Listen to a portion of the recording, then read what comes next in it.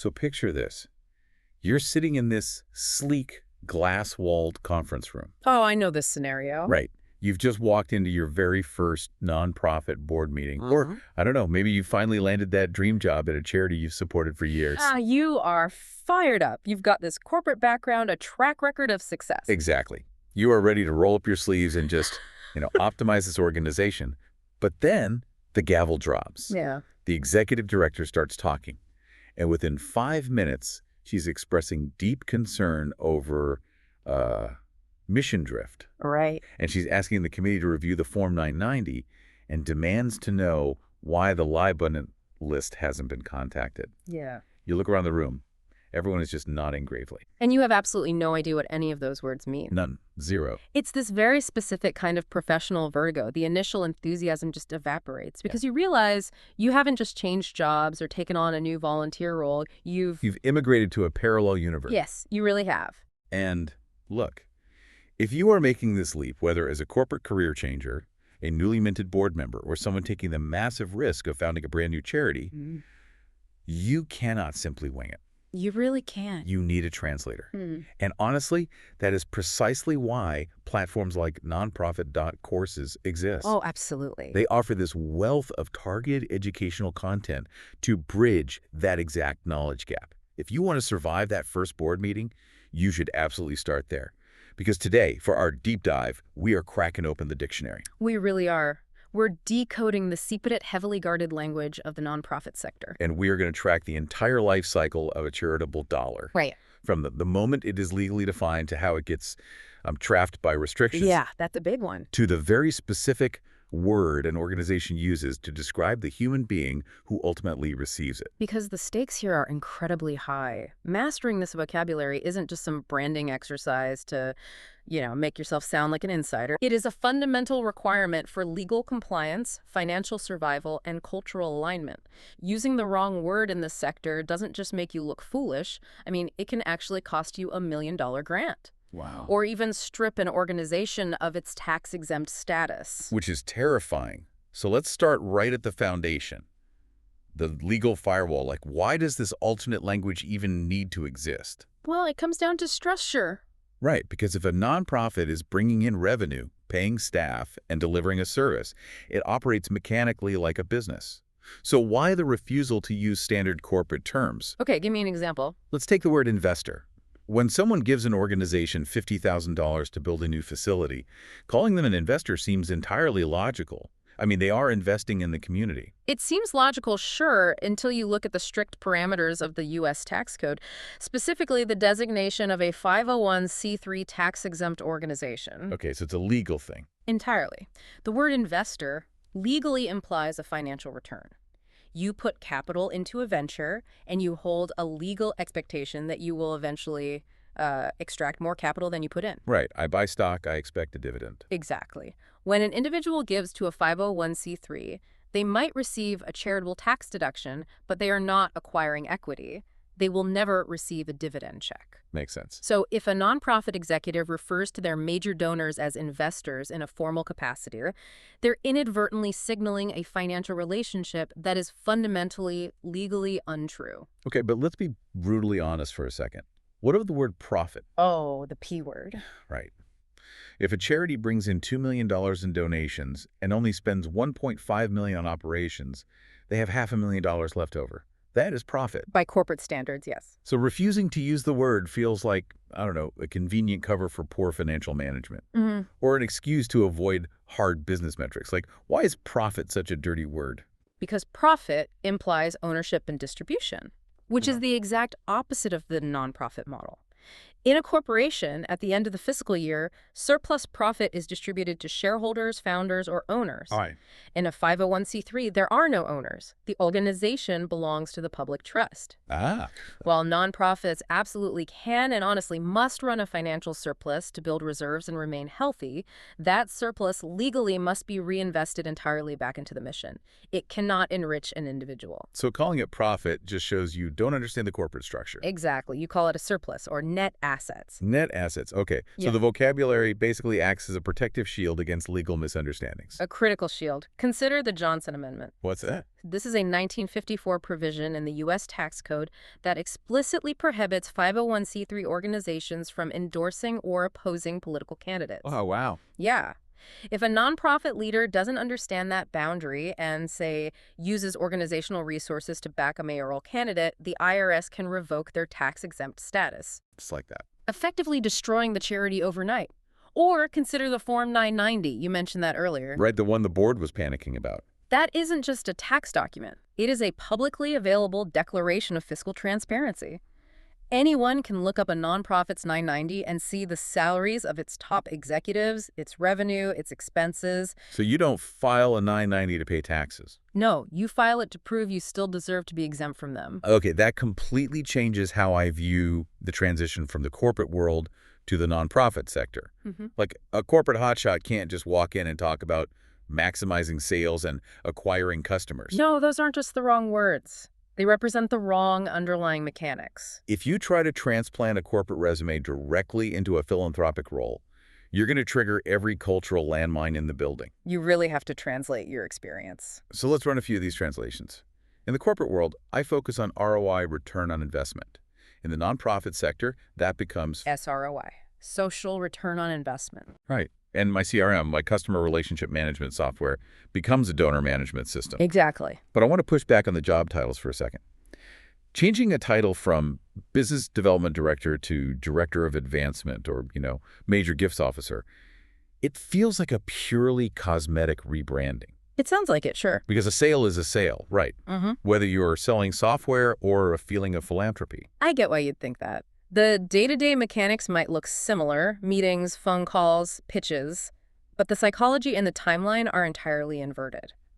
How do you mean? Well, in traditional business development, the goal is to close the transaction as efficiently as possible. You move the client into a servicing queue so you can go hunt the next prospect. Close the deal, move on. Right.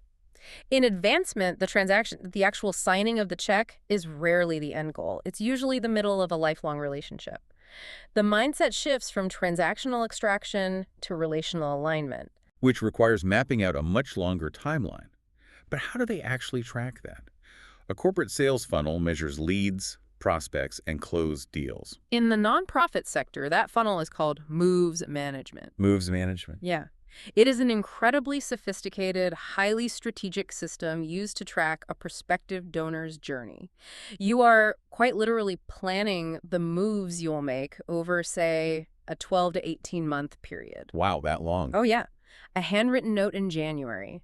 An invitation to a private facility tour in April. A coffee meeting with the CEO in September. You're charting a behavioral map to slowly escalate their emotional investment before you ever ask for a dime. That sounds exhausting. But it explains the terminology around the relationship phases. You aren't pitching them. You are in the, cultivation phase. Cultivation. Exactly. You're learning their values, seeing if they actually care about early childhood literacy or ocean conservation, and aligning your mission with their worldview. Okay, but what happens after they write the check? In a corporate setting, they become a customer. Here, they enter stewardship. Yes. And stewardship is arguably the most critical and sadly frequently neglected phase of the cycle. Really? Neglected. All the time. It is the ongoing deliberate process of thanking, informing, and engaging a donor long after the funds have cleared. Good stewardship means proving to the donor that their money did exactly what you promised it would do. So if your donor retention rate drops, meaning people give once and never give again. It is a glaring siren that your stewardship is failing. And this brings us to those acronyms that sound like a secret military code. LYBUNT and LYBUNT. Oh, yeah. I saw those on a report once and assumed it was a software glitch. They're the most famous and perhaps most stressful acronyms in fundraising. LYBUNT stands for last year, but unfortunately not this. Last year, but unfortunately not this. And LYBUNT stands for some years, but unfortunately not this. Ah, so they missed a year. Right. There are vital triage reports generated by the donor management system. They identify the exact individuals whose stewardship has lapsed. If someone gave for 5 consecutive years but suddenly stopped, they become a LYBUNT. And then what? A development officer uses those lists to agently reach out, repair the relationship, and bring them back into the fold before they are lost permanently. Okay, let's follow the money here. The development officer executes a flawless moves management strategy. The donor is heavily cultivated, and they write a massive $100,000 check. The charity should be celebrating, right? You would think so. But the reality is often a lot more complicated, because the way nonprofits are forced to categorize and spend money is dictated by this bizarre web of donor expectations. Welcome to the money maze. Securing the capital is only half the battle. The real friction happens when you try to spend it. Let's break down restricted funds. I was trying to conceptualize this, and it feels a lot like giving your 16-year-old a $20 bill and telling them it is exclusively for putting gas in the car. That's a great analogy. Legally and practically, they cannot take that $20 and spend it on pizza, no matter how hungry they are. But what happens to a charitable organization when a major donor restricts their $100,000 gift to a very specific, shiny new project, like building a community garden? But the organization is quietly struggling to pay the electric bill for their main headquarters. To continue your analogy, the teenager starves and the nonprofit's lights get shut off while they stand in a beautifully funded garden. That's insane. It is a persistent structural crisis in the sector. When a donor gives a restricted gift, the organization signs a legally binding agreement to use those funds solely for that specified purpose. And they can't change it. No. It is a breach of contract and a violation of public trust to divert that money to general operations, even if it means saving the organization from bankruptcy. That seems incredibly dangerous. It essentially hands operational control of the charity over to the whims of wealthy donors rather than the experts running the programs. How do they survive that? They survive through the annual fund. The annual fund. Yeah. The annual fund is the unrestricted lifeblood of the organization. It is the relentless, year-round fundraising mechanism dedicated entirely to the everyday operating budget. So this is the electric bill money. Exactly. Yeah. This is the money that pays the salaries of the social workers, keeps the servers running, buys the insurance policies, keeps the lights on. It is the most difficult money to raise because it isn't glamorous. But it is the only money that allows the mission to actually function. Which forces us to confront the elephant in the room. Yeah. The concept of overhead. Oh, overhead. In the traditional business world, infrastructure is celebrated. If a tech startup spends millions on a robust IT department, cutting-edge software, top-tier human resources, investors praise them for building a scalable foundation. Of course they do. But if a nonprofit does the exact same thing, they are accused of wasting donor money. Why do we expect charities to solve massive systemic societal problems while simultaneously bragging about spending 0 cents on overhead? It is known as the overhead myth, and it is one of the most destructive forces in philanthropy. The overhead myth. Yes. It stems from a deeply ingrained, almost puritanical historical expectation that charity requires total self-sacrifice. Donors developed this metric that 100% of their dollar must flow directly to the cause. The literal bowl of soup or the textbook. But that's impossible. Right. You cannot serve 10,000 bowls of soup without a functioning commercial kitchen, a logistics manager to source the ingredients, and an accountant to process the payroll. It creates a starvation cycle. Yeah. We demand corporate-level efficiency from nonprofits, but we refuse to let them buy the tools required to achieve it. Precisely. And the flow of this money is getting even more complex with vehicles like DAFs and PRIs. Okay, lay those out for me. A DAF, or donor-advised fund, is essentially a specialized charitable investment account. A wealthy individual puts $1 million into a DAF and receives an immediate, massive tax deduction for that year. However, they are not legally required to distribute that money to actual operating charities on any specific timeline. They can let it sit and grow in the stock market for decades, merely advising the fund on where to direct grants eventually. Wait, so the public subsidizes the tax break today, but the homeless shelter might not see a dime of that money for 20 years. That sounds like a glaring loophole. It is highly controversial. Proponents argue it encourages more overall giving by making it easier to manage, while critics argue it is a wealth hoarding mechanism that starves communities of urgent capital. We're just looking at the mechanics here, but it's heavily debated. And what about PIAs?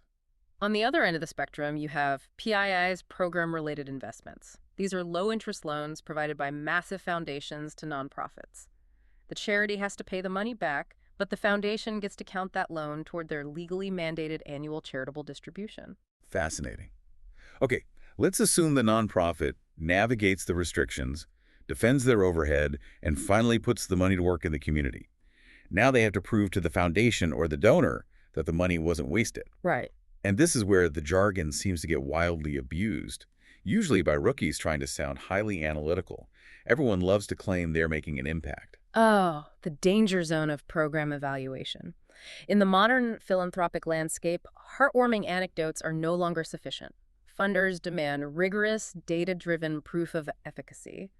But the vocabulary used to describe that proof is frequently mangled. I will happily admit my own guilt here.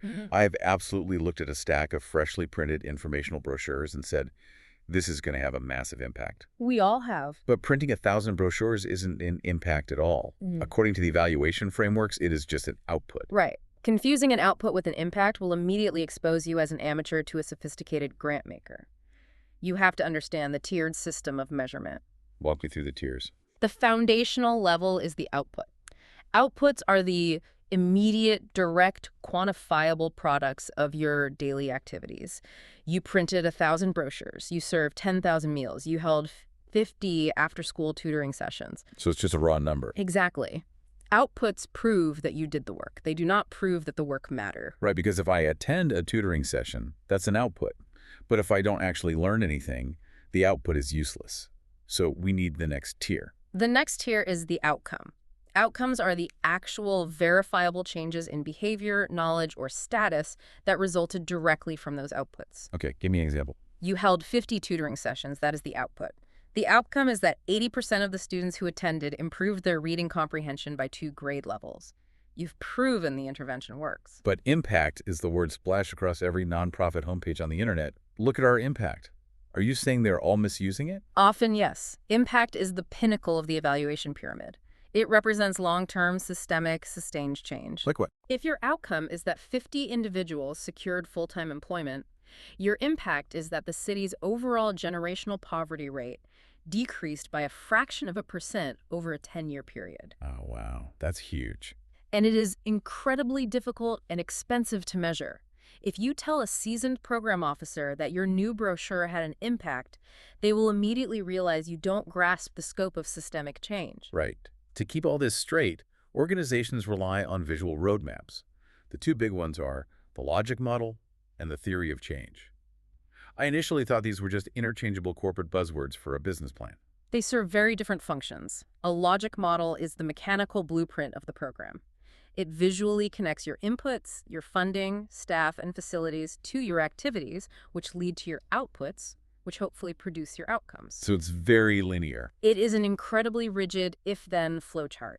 If we spend this money on this staff, they will produce this result. And the theory of change. The theory of change is the underlying philosophy. It is the big picture why that drives the logic model. For example, a theory of change might argue that providing permanent, unconditional housing is the absolute prerequisite to treating chronic addiction. So it's the core belief system. Exactly. If your theory of change is flawed, your logic model will efficiently produce outcomes that don't actually solve the root problem. This precision of language also applies to identifying the problem itself. There is a critical distinction that really caught my attention. The difference between underserved and underrepresented. People throw these terms into grant proposals interchangeably, assuming they both just mean, disadvantaged. But they describe 2 entirely different systemic failures. Okay, let's hear it. An underserved community lacks physical resources or access to essential services. A neighborhood with no grocery stores, no broadband internet, or no health clinics is underserved. And underrepresented. An underrepresented group lacks a voice in leadership, governance, or decision-making spaces.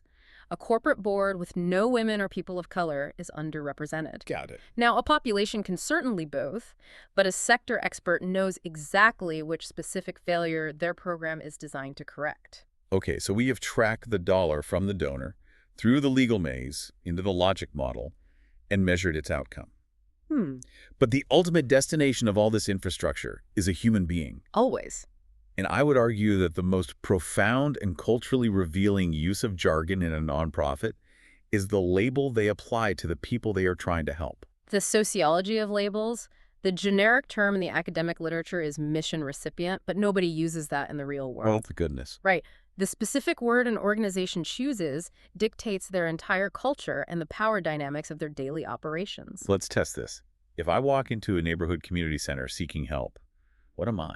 Am I a client, a guest, or a constituent? Well, the words we use to describe people shape how we treat them and how they view themselves. The categories break down into distinct philosophies. First, you have institutional or educational terms, student, alumni, or patient. These imply a very formal, hierarchical relationship governed by strict standards of care. Which makes sense for a hospital. Right, it is highly appropriate for a medical clinic to call someone a patient. But applying that clinical hierarchy to a neighborhood drop-in center creates a sterile, bureaucratic environment. Then you have the professional category. Terms like client or beneficiary. I see client used constantly in legal aid and social work. It sounds respectful, like I'm hiring a lawyer. Client is the gold standard for formal social services because it suggests a professional, boundaried engagement. However, it still enforces a subtle power dynamic. How so? It implies a unilateral service delivery model. The organization holds the expertise and the resources, and the client is the passive receiver who needs to be fixed or helped. It is a transactional relationship. Which is why the hospitality-based labels are so fascinating to me. Words like guest, neighbor, or member. Food pantries and warming shelters seem to heavily favor these, because calling someone a client when you're handing them a plate of food feels deeply paternalistic. It does. Using the word guest is an intentional strategy to practice radical hospitality and collapse the power gap. If you run a soup kitchen and call the people eating there your clients, you establish a hierarchy of savior and victim. But a guest?